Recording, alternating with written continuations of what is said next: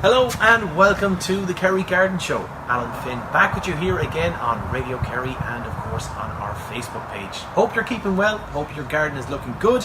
I'm back here in Boyles of Kilorgan this week and we're going to be getting some great tips on some winter colour. Yes, there is still time to get colour into your garden and also about planting some wildflower seeds.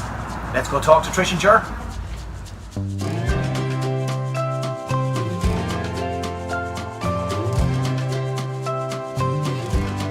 We're back here in Boyles of Kilorgan and I am joined by our gardening experts Trish and Jer. How are we doing, guys? Very good, thank you. Good stuff. Trying to keep dry and trying to keep the wind off and we're all good. Listen, today's show is mainly going to be about some colour. There's still colour to be had. There's still colour, Alan. There's still colour to be found. And we have new plants in at the moment, so Excellent. We're going to show the people and tell the people what we have. So Excellent. in front of me here I've got a skimmia. Skimmia. Now, these are absolutely fabulous. They're one of my favourite winter plants. Right. They've got lovely red buds on it now.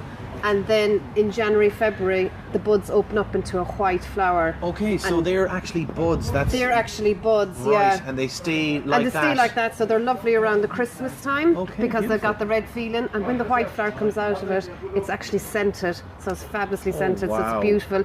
It's an evergreen as well. Okay. So like during the summer, all you have to do is add a bit of summer colour just to lighten it up again. But it's fantastic. But there's a lot of different varieties of the skimmia as well. Okay. And this one I have, you can see the red berries on it at the moment. And that's called Revisiana. Okay. Now, sometimes with skimmias, in order to get the flowers and the berries, you need a male and a female. Okay, so to pollinate. To pollinate it. But this particular one, the Revisiana, this is the male and the female on the one plant. Right. So this actually has flowers on it and it has the berries on it. Okay, so two but in one. this skimmia doesn't have, it just has the buds and the flowers. It's just the buds and the flowers, and Jared has one there then. It'll never berry. It'll never berry. Right. But they're fabulous. Again, now they like the peaty soil, no lime in the soil. So if you were putting it into a pot, put in ericaceous compost. You can underdress it then with some lovely ivies there then in front then as well. Yeah, the lovely trailing ivy, you see them here. Yeah, and they'll trail down around the pot and just lighten up the pot as well. And last week or the week before, I think we were on about winter pansies and violas, cyclamens, and you could underplant it with that then. Okay, so would you put that in a pot, Trish? You could put that in the pot for the centre, but if you want to plant it into the garden as well, there's no problem with that. Okay. Height-wise, it can grow to about 2.5, 3 feet high, and about the same in spread then as well. But when it's in a pot, obviously the height of it is contained. It'll be nice for the winter, and then when it's finished flowering after the spring, plant it out into your garden. Okay, excellent. And you say you have one there as well too. I've got Temptation. Temptation. Oh. Yeah, no. So you can see the berries are just starting to ripen. Yeah. So they're white, kind of orangey, but they'll go the same red as the one Trish had in her hand there. Okay. And again, these don't need any pollinator. It's all in the one. Excellent. And as Trish said, acidic. They need acidic soil, so ericaceous compost. And again, it'll only grow to about the 2 foot by 2 foot spread. And does that pop into a flower as well at the end of it? Very vaguely. It wouldn't be as strong as it's the berry more so. It's grown the berry more so. And the beauty about them is the birds don't tend to go from it at all. They're a bit too bitter. You're not going to lose the unless it's very, very bad, very kind of frosty, snowy weather, and they're starved. They'll be last resort. Last resort, okay. But yeah, so they'll go right up into February. Okay, fantastic. That's beautiful. Just right for the winter. Yes. All over the months. That's like the fantastic. colour that. Even if you put white cyclamens underneath that, it'll bring up the colour of the leaves then as well, and a little bit of ivy. And of course as well, bulbs are a thing as well. I know we had a show there recently on bulbs, but you could plant little narcissi, small little snowdrops, and they'll come up through the base of it then as well. Fantastic. So it'll be fabulous. Yeah, like throughout the winter, we'll always have colour in the garden centre. Like we'll always have the pansies, the violas. There'll be cyclamens right up to the dreaded word Christmas. But there's always colour, and like we have here, we've some nice headers. So we have some in white. We have a trio there as well, where there's 3 different colours in there. Girls, which we had before. Right, so they'll all flower up into mid-December. But these are a different kind of a header. Different type. I remember us last year. We have the orange ones too. here. These are painted. Okay. So the nurses would have a machine to come and literally just put a nice finish on the spray over and they'll hold their colour right into the spring then. Okay. And does it actually damage the plant? No, it doesn't. That's the best part about it. The paint will fade away. Okay. Listen, the plant isn't much to look at. When the paint goes off it. Yeah. But it will go back to the pink flower then as well, the common pink flower eventually. Like as Jer said, once the yellow's gone off it looks shocking for a month or two or whatever. But then don't worry, it'll come back again. Like all headers, just cut it back and it'll regrow new sprouts on it, and the pinkish flower then will come on again. There was a hotel in Killarney that just had them done in the orange last year. Right. Every window sill just done in orange, and it looked spectacular. Stunning. It looked stunning. Yeah. So they're just in window boxes outside the windows? Window boxes outside the windows, they just put in painted headers, and it just it looked fabulous. Wow, okay. And of course, as you said, you can get them in different colours. You can. You get them in the purples, the reds, and I think they blues try as and well. keep it as natural as you can. Like I think that the gold there kind of does. To be honest, it does look quite natural. Like the orange there, I know when it's up high, it does look nice. But if it's in a flower pot outside the door just on its own, I definitely put something else with it, like the solanum here. Okay. Which is another lovely berry plant, and this will berry right up into February as well. It's the Christmas cherry. This is great for if you're doing grave bowls or any planting in a graveyard, because they're quite hardy. And there's a lovely little pop of colour. Like there is, even the green, like the early berries turn green, and then they go the orange and then the red. And you always have a new berry coming in it as well, which it's going to extend the season for you. Okay. But again, into a centre pot, and you can put your pansies, violas, or put your cyclamens around it. Just with all the winter flowering then as well, they don't like to be, as I say, wet feet. Yes. They like to be in a well-drained soil. Yeah. So if you're planting them into pots or into window boxes, just make sure you put in a nice bit of grit, maybe 2 inches of grit into the base of the And as well, I remember you saying before, just making sure that there's the holes and they're not blocked. That they're not blocked. So many people make the mistake. Yeah. Like I was in the garden the other day, and they had loads of pots, and there was torrential rain the night before, and all the saucers were full up. I put my hand into the pot, and it was soggy, it was wet. If the water was in it another couple of days, they would have rotted out of it. Yeah. It's probably no harm as well, like with the pots, just to rise them up from the ground as well. You can get little pot feet to go underneath them.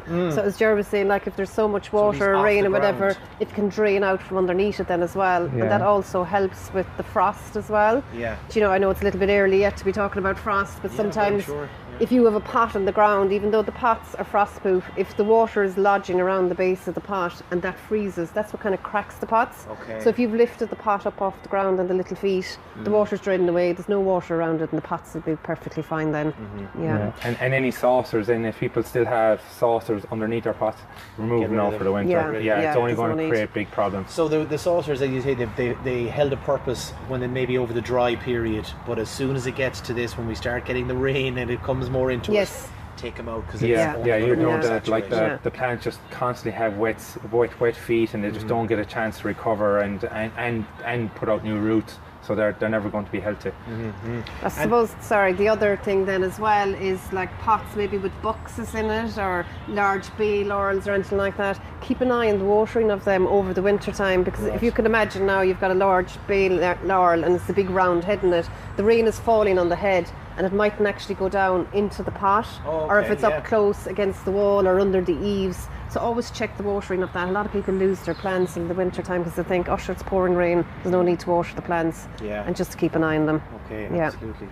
You see, the plant will give you kind of a couple of gentle hints that there's something wrong. So when you see, if you see any bit of yellowing, there is something happening. It's either lack of water or it's getting too much water. Okay. And as I said, we will obviously have lots of rain, unfortunately, coming our way, I'm sure, over the next couple of months. We've got a few more nice colour here as well too. Tell us a little bit about this Car Rouge, is it? Yes, that's right. It's a Photinia, or Red Robin. A lot of people would know. The Red Robin. But this now is there 4 names or 3 names? It's a newer variety. It's a newer variety. So the Car Rouge is the newer variety. Okay. It grows to about 4 feet high. and it's actually a lot bushier. Sometimes the larger one, say the Photinia Red Robin, it goes to about 5 to 6 feet. You really have to keep it cut well to keep it nice and bushy down at the base. Right, but this one is more compact and more bushier. So if you were planting it as a hedge and you wanted something about 4 feet, that's ideal. Perfect. Like, and the new shoots then have the lovely red colour, and then you have the evergreen leaf on it, and they're fabulous. Yeah. Yeah, and after that then we have plenty more kind of autumn colouring. So we've the Leucote. This is the twisty curly red, sorry. You can see the way the leaves are curled up. They are, and all the new growth, like the Red Robin, comes in a nice red.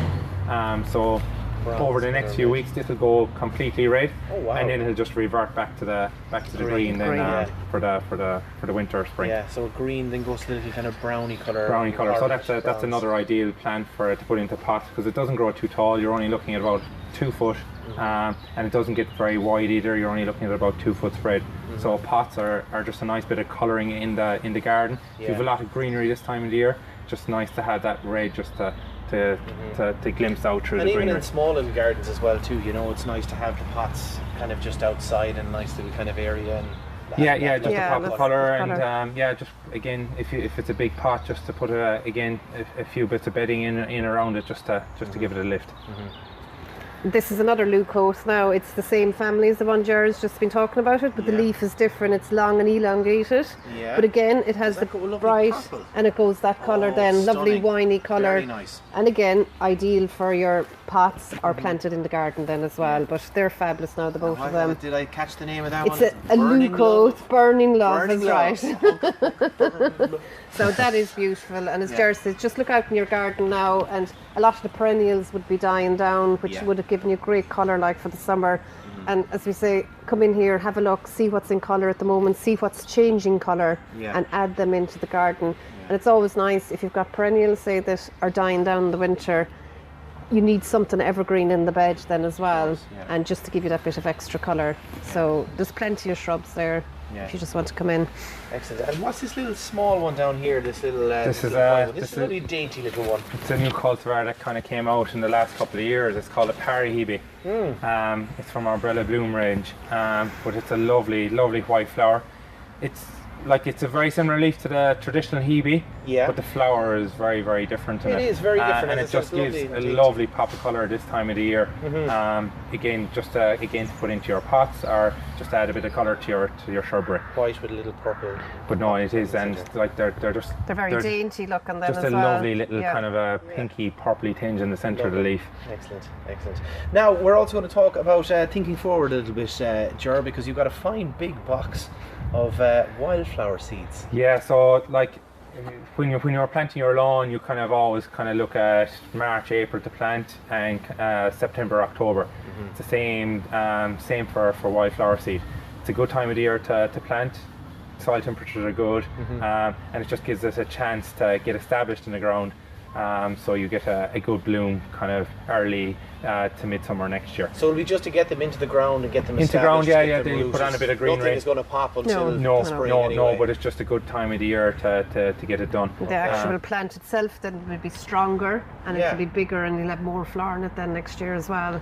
And the thing about wildflower seed as well, if you've got a dirty ditch or if you have a rubbly ground, it doesn't need very, very good soil to grow. So if you are thinking about a wildflower section, and if there is grass, you're planting into grass, might be no harm to try and either dig the grass over or burn it off before you put it in.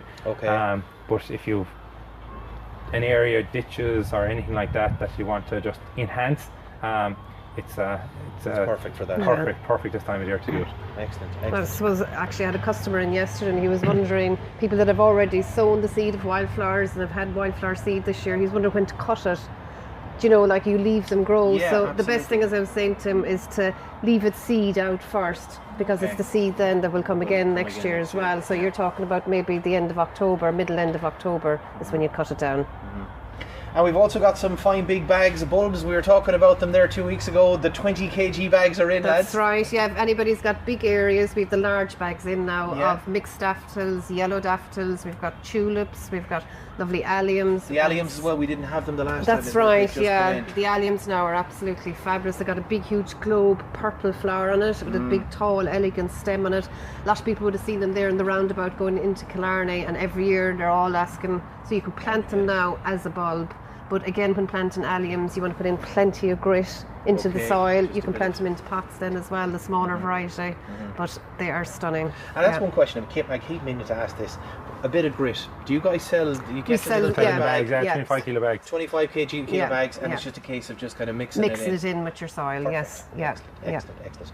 Brilliant. And I think there was one last thing, Jer, you wanted to tell people about if there's any water features that. So like where it's in the season for us for the water feature, so we have 25% off our water features at the moment. So we'll be possibly putting them in the shed because there'll be enough water, I suppose, coming into the skies. And I suppose another tip as well, leaves are going to be coming off trees in the next couple of weeks. So if you can get netting, put it over your ponds, or like your water features, clean them down, bring them in. Usually turn off the pump then as well before the frost comes. Yeah. Do you know, because if the water freezes, the pump then wouldn't be able to work. So just switch them off. Yeah, and especially if you have water features as well inside in ponds, you have to get the cover over them. Yeah, yes. It'll be mucky. It'll just save a big clean up in the springtime. Excellent. Okay, guys, that is fantastic. I'm always amazed by the colour that we keep coming and finding, even at this late stage of the year. But thanks a million for all those great tips, and do remember, of course, to call into Boyles here and chat to the guys about anything you might have. And if you see anything on the show, well, just come in and ask about them. Trish, Jer, thank you very much yet again for a great show. For myself and everyone here at Boyles, until next time, happy gardening.